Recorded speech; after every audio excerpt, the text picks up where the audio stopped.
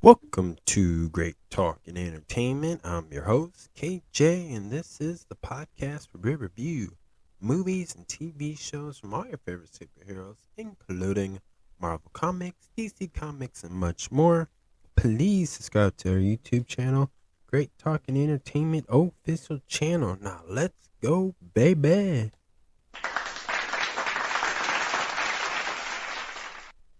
Welcome back to the podcast. This is the season finale review for The Mandalorian Season 3. This is the final episode, and it's called The Return. So this is a spoiler review, so if you have not seen this show or watched any of this season, please pause this. But before you go, hit that thumbs up button to help this channel grow.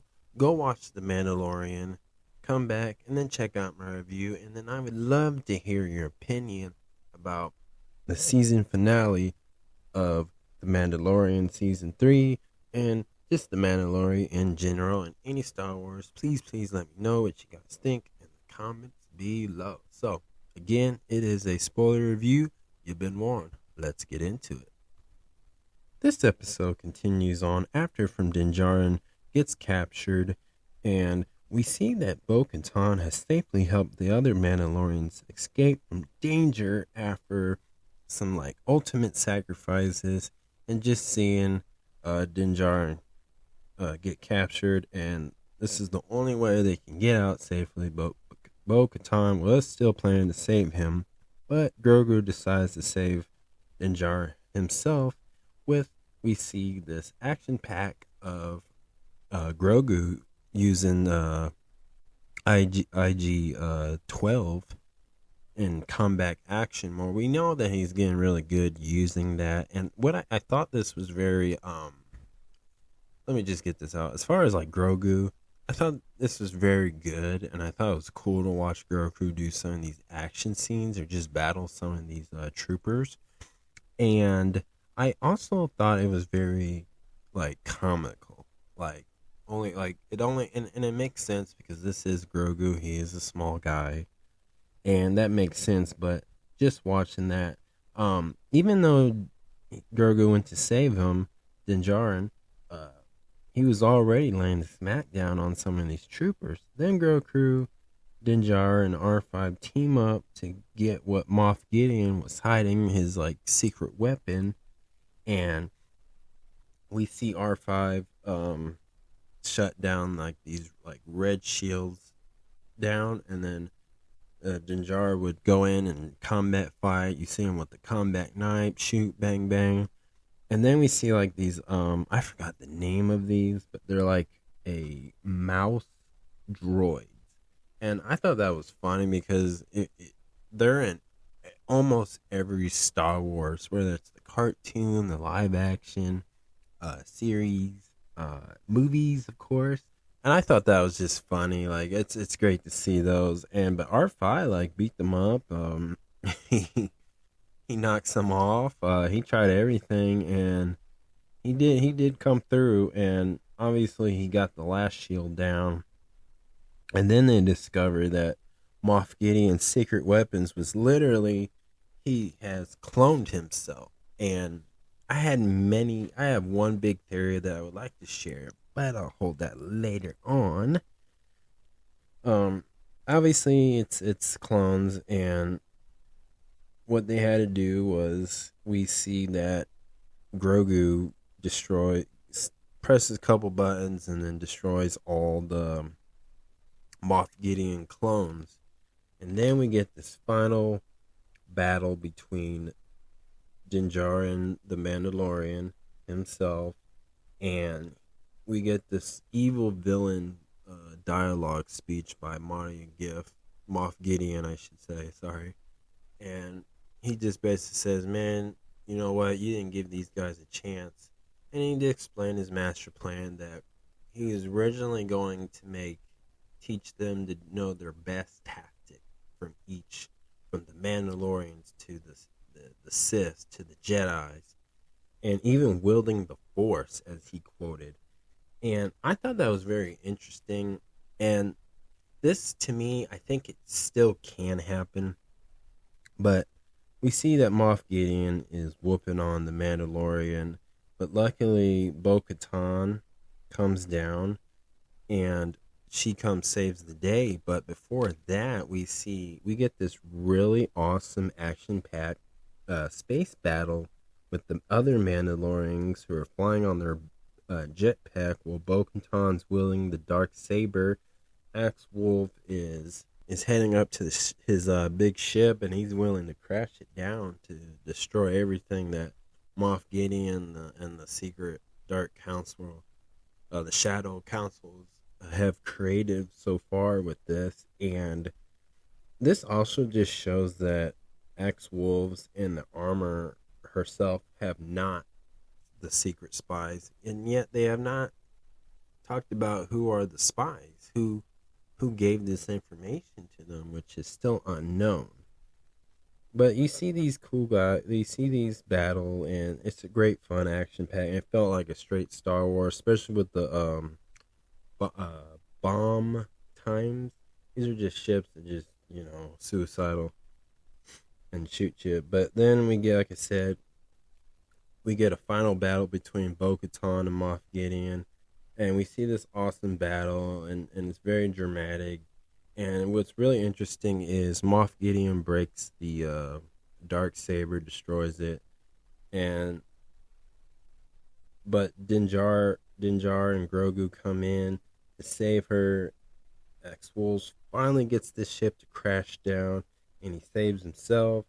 And Moff Gideon is defeated, and he does it in a classic villain way, where he has his arms out like he's like Jesus, and he crucifies his death. And then Grogu uses a force to protect Dinjarin and Bo-Katan from the flames, which I thought was very interesting because we don't really see like how he progressed. He's just automatically good, and I get that he's very well advanced for who he is and where he's from, and we can kind of get the hint of like obviously he's somehow related to Yoda, so it all makes sense. Um, and then we get something from Ragnar. He finally gets his ceremony, and after that we see it, and it's in their new location. Well, not new location, but we get they're back on their home planet, because in this episode as well, I thought it was very interesting to see that there's still life. Like there was trees, green grass, green leaves, and so apparently this planet will be coming back at some point, hopefully in season 4. But Dinjar wants Grogu to become officially like his Mandalorian, but he pretty much said his apprentice. And the only way he can do it, because one, Grogu doesn't talk English, and two, they don't know his parents. So Dinjar has adopted Grogu, which the armor changed his name from Grogu to Din Grogu. So now he has a dad, a foster dad, basically. And I thought that was really cool. I think that means a lot. I think that would mean a lot to a lot of people who are in that type of situation. And I think that's really cool. And now we can officially say Dinjar, aka the Mando himself, is protecting his son Grogu like he has always been. And what else is really cool is Grogu uses the Force to wake up the Mythosaurus in a way, and they've been teasing, I don't know, maybe since season 2, that he was gonna be able to control this beast, and maybe in season 4 this is it. And then Grogu and Dinjar meet up with Carlson Tiva, and makes a deal with him to, do some bounty hunting, do some trading. But he didn't want to work for the Republican. He wanted to be an independent contract. So I don't know how that's going to work. Like, it made me think Carson was going to pay out of his own pocket with whatever they consider money. But then I'm thinking, well, he's going to make put it on paper that this Mandalorian, Din Djarin, works for the Republican in the Outer Rim, and Grogu too as well. And what I think about that, I think is it's going to be another story if possible, but I'm not sure. But I think that was really cool. I think this is tying in a lot of Star Wars stories that happen that we know that's going to happen in like future films, but this also helps tie in a lot of other Star Wars stories that happened before The Mandalorian as well. So it'd be pretty interesting to see where this goes, but it looks like it's going to be like if they do another season, it seems like the idea is to do the same format as season one, but without, them discovering each other. Now they're well accomplished, and Grogu and the Mando himself have a huge bond, a strong bond, and a friendship, like a father and son, basically. So that's going to be interesting to see where this goes, and then they like jump some parts, and now we see that Eugene Leva is back, and he becomes the new marshal for Navarro, thanks to Din Djarin. And Grogu gets to chill with him at their new place, which is a cabin, but it does not look like a cabin I would recognize. And then we get like this classic like ending scene where it goes into a circle where Grogu is just forcing like this frog in the midair or whatever. So it was cute, it was funny, and it was an episode I really love, and I liked the battle scene, and it told a great story, and obviously this was a good season. So I got many topics I want to bring up. So let's start with the first one. Is this story complete? So my two answer to this is basically I don't think it is, but I also see I can't imagine what else could they can tell. Like, what is the adventure? And the only thing I can think of is this is my main theory, which I'll just get into it. In theory, I think if they decide to do a season 4, right? I think there's going to be a big time gap jump where Grogu is different, like maybe a little bit taller, maybe using maybe speaking like English or just talking normally or whatever. And I see him like almost there becoming a Mandalorian. So I think that's the only adventure I can see. But and like passing the torch, like maybe Din Djarin will settle down, just get older and pass away of old age. But that's the only thing. Crossovers, like I can see him doing crossovers with some of the Star Wars stuff that's coming out soon, and or maybe in the theaters. But if that's the case, again, my theory is I think Grogu is going to be a little bit more older, and I think he's going to accomplish a lot more, and maybe they'll show Grogu becoming a Mandalorian. But I think if they do a time gap jump, I think he'll already be fully trained, fully skilled, and he's either rocking the Mandalorian helmet or not. Like maybe this is why they did Bo-Katan like this and started that the Mandalorian can choose to wear their helmet or not. Like there's still that issue of old tradition versus new tradition, and maybe Grogu is going to do the new tradition, because why I can't imagine him having a helmet, but maybe they can have both. Like maybe he can have like a helmet but still show his face, like kind of like a Greek way, like medieval time helmet in a way.